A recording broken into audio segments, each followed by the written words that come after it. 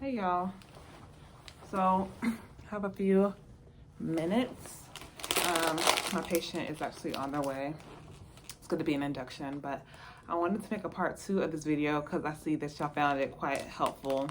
The first part quite helpful, and this is all about the things they don't tell you about travel nursing, part 2. So let's get into it.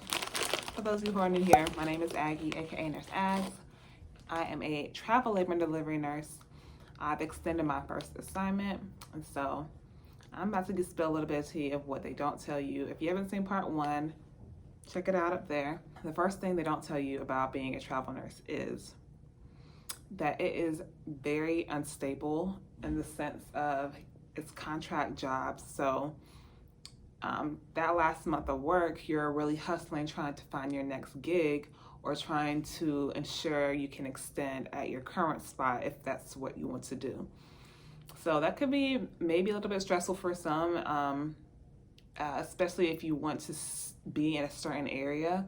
There may or may not be opportunities there. So it can be unstable trying to find a job in between contracts, and there's no PTO. So once the contract is up, the paycheck is up. You're not getting paid in between assignments, so it's really important that you save up money so you can provide for yourself and pay the bills. So that's number 1. Number 2 is what they don't tell you about travel nursing is moving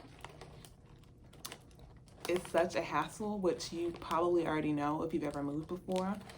Having to constantly pack and unpack and get settled in is not fun. I'm already dreading having to move my stuff again from my current Airbnb to wherever else I'm gonna go. So that part really isn't fun.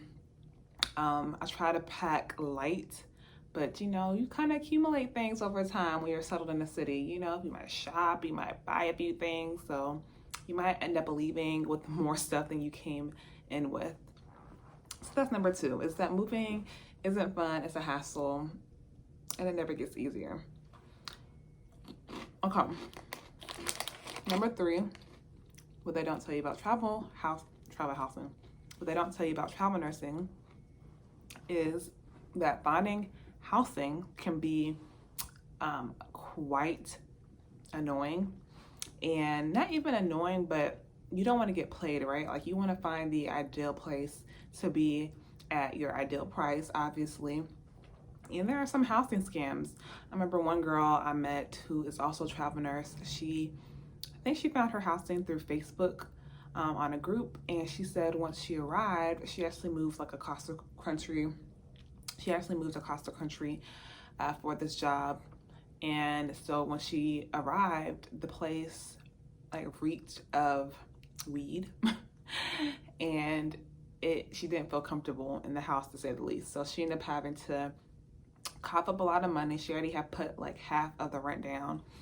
She lost that money and she had to go find somewhere else to stay last minute. And that was at her loss because she ended up having to spend money on 2 places ultimately. So finding housing could be annoying. It could be hard. I did post a video on my tips on how to avoid housing scams, so check that out if you haven't already. Moving right along.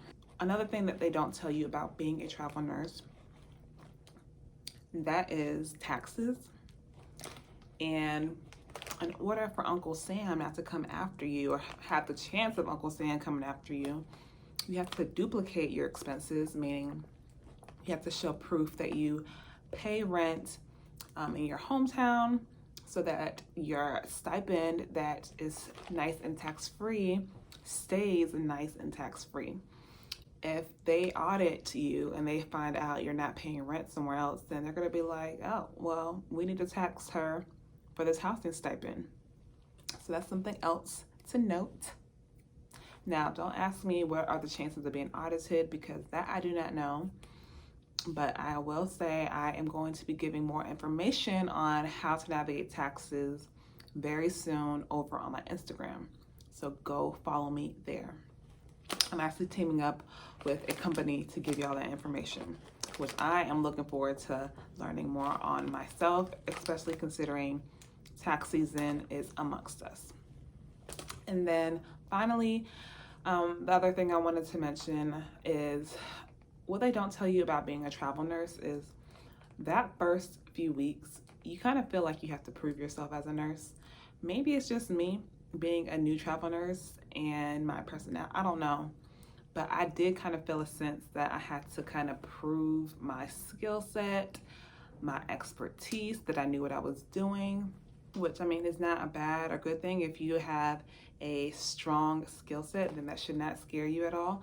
I know for me, I felt very confident coming into travel nursing, being 4 years deep into the game, in the L&D game.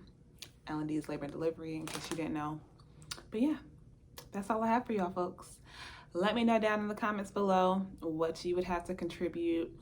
All the things I'm saying is just to kind of give you an idea of some of the things that you don't really see a lot of on social media.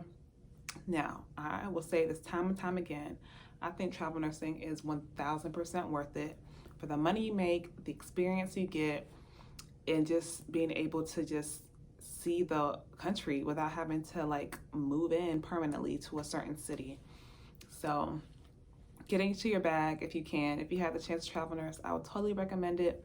I'm thinking I'm gonna do a part 3 of this video sharing things they don't tell you about travel nursing that are really good things. Let me know if you'd be excited to see that. And I'll see y'all in the next video. Comment, like, subscribe. Bye.